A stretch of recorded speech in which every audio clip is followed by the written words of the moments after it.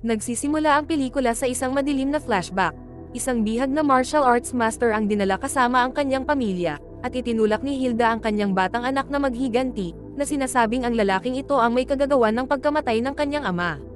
Nagmakaawa ang master para sa kanyang mga anak, ngunit pinilit ni Hilda ang bata na barilin ang mga ito. Pagdating ng sandali para saktan ang master, nanginginig ang mga kamay ng bata at ito ay hindi tumama. Nakatakas ang master, at ang bata, na nanginginig pagkatapos ng kanyang ginawa, ay tumakbo sa kagubatan at bumagsak. Nang maglaon, natagpuan siya ng parehong master. Galit na galit siya at halos tapusin ang buhay ng bata, ngunit huminto sa huling segundo. Sa halip, dinala niya ito sa malalim na kagubatan at ginawang isang malupit na siklo ng kontrol ang buhay nito. Dinodroga niya ito, binubugbog at dahan-dahan na binubura ang mga alaala nito. Pagkatapos ay permanenteng sinira niya ang pandinig nito at inalis ang dila upang hindi na ito makarinig o makapagsalita. Sa pamamagitan ng patuloy na sakit at kemikal, unti-unting nalimutan ng bata kung sino siya. Nang nawala na sa isipan nito ang kanyang nakaraan, nagsimulang magtanim ang master ng mga bagong alaala sa lugar na ito. Sa mga taon nang lumipas ng ganito, ang matinding pagsasanay ay lubhang naging matinding pagkondisyon. Pinipilit niya ang bata na saktan ang mga pananggang kawayan hanggang sa magkapasa ang kanyang mga kamay, inililibing siya sa lupa ng matagal, at pinaparusahan siya tuwing nagpapakita siya ng sakit, galit o pagsuway. Ang pattern ay hindi kailanman nagbago, parusa buong araw, at droga sa gabi. Naging adik ang bata at ginagamit ng shaman ang kahinaan na iyon upang lalo pang kontrolin ang kanyang isip. Inihiwalay niya ito, binago ang itsura at muling hinubog bilang isang buhay na sandata. Habang lumalaki, nagiging napakalakas ang bata. Ngunit sa tuwing nilalabanan niya ang shaman, hindi niya pa rin ito magawang talunin. Naniniwala ang shaman na hindi pa siya handa at hindi naiintindihan kung ano ang patuloy na nakakaabala sa kanya. Sa kaibuturan ng sirang isip ng bata, buhay pa rin ang mga alaala ng kanyang nakababatang kapatid na si Mina. Lumilitaw siya bilang isang halusinasyon, lalo na kapag siya ay nag-iisa. Sinusubukan ng bata na baliwalain siya, ngunit palagi itong nakakahanap ng paraan pabalik. Isang araw, pumunta ang bata sa palengke at nakita ang mga sundalo ni Hilda, na pinagsasama-sama ang mga tao. Kailangan ng taunang kaganapan ni Hilda ng 12 biktima, at dahil nauubos na ang mga totoong kaaway, tina-target na ngayon ng kanyang mga puwersa ang mga ordinaryong sibilyan. Walang gustong sumama, dahil alam ng lahat kung ano ang nangyayari sa mga pinili. Nang lumaban ang nakararami, nagpaputok si Glenn Van Der Koy at kumalat ang takot. Isang sibilyan ang sumugod kay Glenn, ngunit pinabagsak siya ni June 27 at iniligtas si Glenn. Pagkatapos ay sinimulan niyang pabagsakin ang sino mang lumalapit. Galit na galit ang bata at akmang aatake, ngunit pinigilan siya ng shaman na senyales na hindi pa siya handa. Napagtanto ni Glenn na kailangan pa niya ng 12 tao na may buong binti para sa palabas. Dahil napakaraming tao na ang napatay sa kaguluhan, inutusan niya ang kanyang mga tauhan na kumuha ng mga bata sa halip. Humakbang si June 27 sa harap nila at tumanggi, hinarang ang utos. Iyon ang sandali na napagpasyahan ng lalaki na hindi na siya makapaghihintay pa. Hinayaan niyang umalis ang convoy, pagkatapos ay sinundan niya ito. Sa kanilang sasakyan ay binuksan niya ang trunk, inihagis ang isang bangkay at nagtago sa loob. Dinala siya ng biyahe sa lungsod at papalapit kay Hilda. Sa compound, sinisigawan ni Melanie Van Der Koy si Glenn dahil sa pagkabigo na magdala ng sapat na bangkay. Lihim na nanonood ang lalaki habang muling lumitaw ang halusinasyon ni Mina, na tinutokso siya. Nang lumingon ang lalaki, wala na ang iba. Sinubaybayan niya sila sa isang weapon testing area, kung saan muntik na siyang malantad dahil sa abala ni Mina. Muntik nang tamaan ng forklift si Mina, tumalon ang lalaki para iligtas ito. Nawala si Mina, ngunit ngayon ay napansin na siya sa wakas ng mga gwardya. Inutusan ni Glenn ang lahat na tugisin ang lalaki at kinubkob ng mga gwardya ang gusali. Isa sa kanila ang nakakita sa kanya, ngunit pinabagsak ng lalaki ang gwardya at nagpatuloy. Upang pigilan ang halusinasyon ni Mina na makaistorbo sa kanya, ipinasok niya ito sa loob ng isang kahon at patuloy siyang sumulong. Patuloy ang paglipad ng mga bala, ngunit nanatiling gumagalaw ang lalaki, iniiwasan ang putok ng baril at nilulusab ang mga tao bago pa nila siya maipit. Napapalibutan siya at sinubukan ng isang manggagawa na tumulong sa pamamagitan ng paghagis sa kanya ng baril, ngunit ito ay nagbara. Napilitang tumakbo muli ang lalaki. Pinaputukan siya ng gwardya ng bazooka, ngunit nakalusot siya, pinatumba ang umaatake sa isang tama at nagmadaling pumunta sa control room. Sa loob, nilinis niya ang halos lahat hanggang sa isang pinahusay na mandirigma ang natira. Dinurog ng lalaki ang panga ng lalaki gamit ang martilyo, ngunit patuloy na bumalik ang lalaki. Gumagamit siya ng stimulant na patuloy na nagpapalakas sa kanya, kaya't halos hindi siya pinabagal ng bawat tama. Kahit na ipitin ng lalaki ang kanyang braso sa isang makina, tumanggi ang lalaki na huminto at pinunit ang kanyang sarili. Sa wakas ay napatumba siya ng lalaki. Nagulat ang manggagawa na tumulong sa lalaki, ngunit bago pa sila makapag-usap, pinaputukan sila ni Glenn. Gumanti ng putok si Basho at tinamaan si Glenn sa binti. Gustong tapusin ng lalaki si Glenn, ngunit pinigilan siya ni Basho. Sinabi ni Basho na si Glenn ay nagtatrabaho para kay Hilda at maaaring maging kapakipakinabang. Tinanong niya si Glenn tungkol sa lokasyon ni Hilda. Agad na nagsalita si Glenn, sinabing hindi siya kailanman naging tapat at nag-alok na ihatid sila kay Hilda. Ngunit matagal nang hawak ni Basho ang isang mabigat na metal bar sa ibabaw ng kanyang ulo, at nadulas ito mula sa kanyang pinawisang kamay, aksidenteng napatay si Glenn. Frustrated ang lalaki dahil sa wakas ay nagbibigay na sana si Glenn ng mga sagot, ngunit sinabi ni Basho na lahat ng Vanderkoys ay sinungaling. Inihayag ni Basho na 3 taon na siyang gumagawa ng armas para kay Hilda at lihim na sinabotahe ang mahigit kalahati nito. Dinala niya ang lalaki sa kanyang lumang taguan, umaasang makahanap ng mga kakampi na kinasusuklaman din si Hilda. Sa halip, natagpuan nilang walang laman ang lugar. Isang tao ang sumalakay sa lalaki nang makita niya ito, ngunit pinakalma siya ni Basho at ipinakilala ang lalaki bilang ang tumulong sa kanya na makatakas. Pagkatapos ay nalaman ni Basho na ang kanyang grupo ay nalipol na ni Hilda.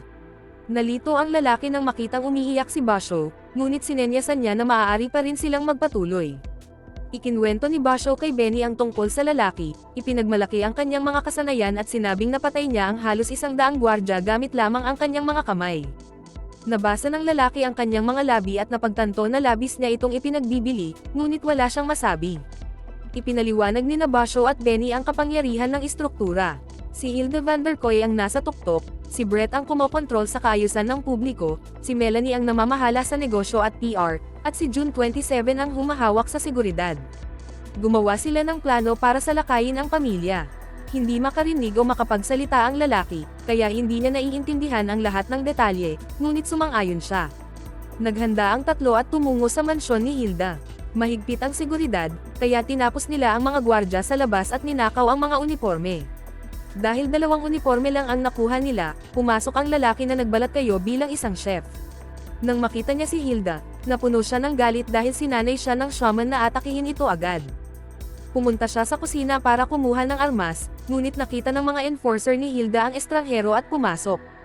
Ginawang armas ni Boy ang mga kagamitan sa kusina at lumaban gamit ang mga ito, ngunit napagtanto niyang plano lang ang pag-aayos. Lumitaw si Brett, tinutukan ng baril ang kanyang ulo at sinabing inaasahan niyang may susundo kay Hilda. Inihayag niya na gumagamit ang pamilya ng mga double para hindi madaling maabot ng mga umaatake ang mga totoong target.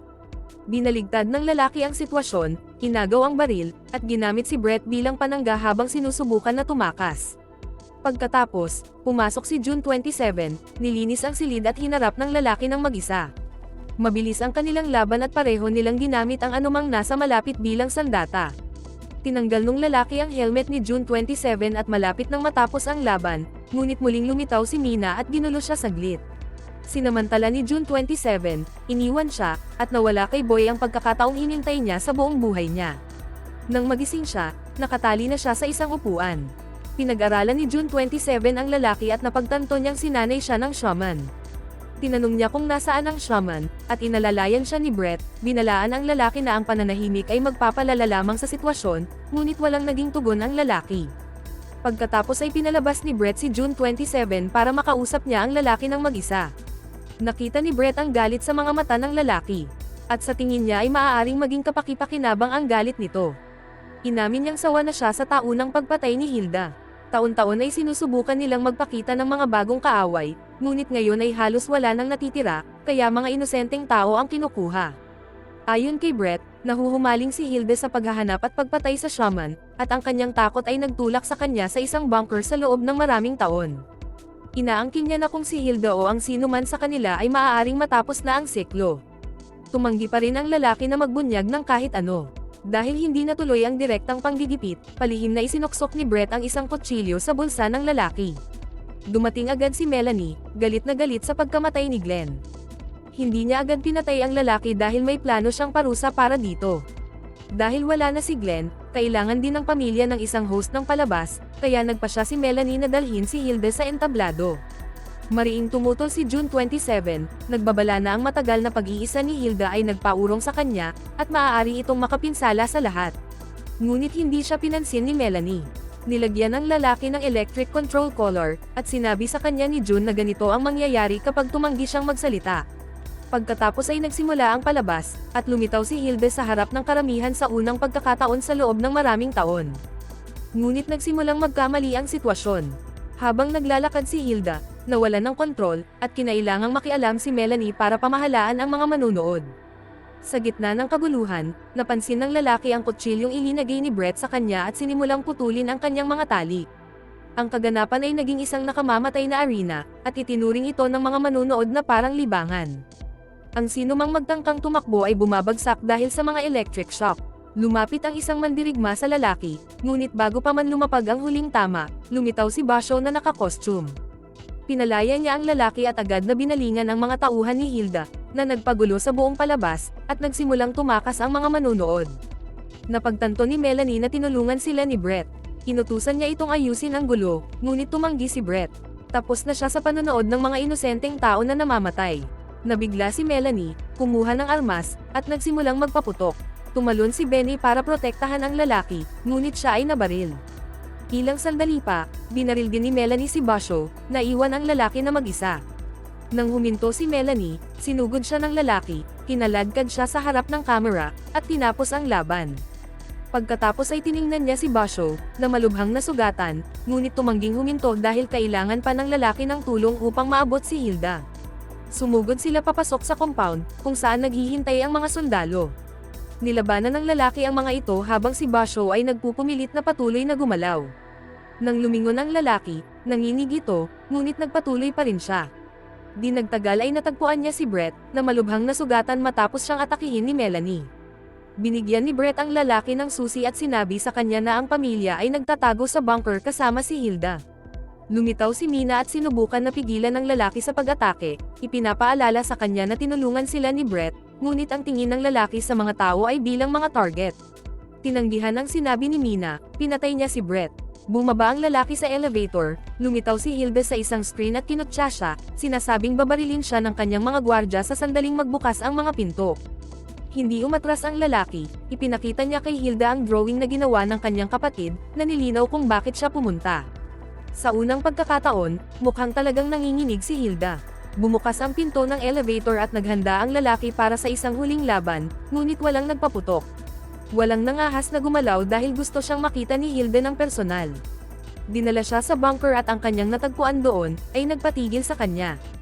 Ang mga dingding ay natatakpan ng mga painting niya. Bago pa niya ito maproseso, niyakap siya ni Hilda at isiniwalat ang katotohanan. Siya ang kanyang anak na si Will, ang batang kinuha ng shaman ilang taon na ang nakalilipas. Habang nagsasalita siya, bumalik ang mga piraso ng kanyang nakaraan. Naalala niya ang shaman na binura ang kanyang pagkakakilanlan. Kinuha ang kanyang boses, pinapanatili siyang nakadroga at hinubog siya bilang sandata laban kay Hilda. Pagkatapos, tinanggal ni Hilda ang helmet ni June at nabigla si Will sa mas malaking natuklasan.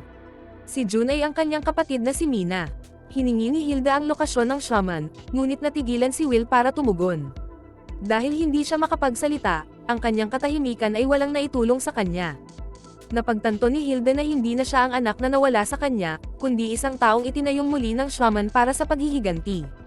Dahil sa takot na baka baliktarin siya nito, inutusan niya si John na patayin ito. Pumasok si John, ngunit hindi lumaban si Will.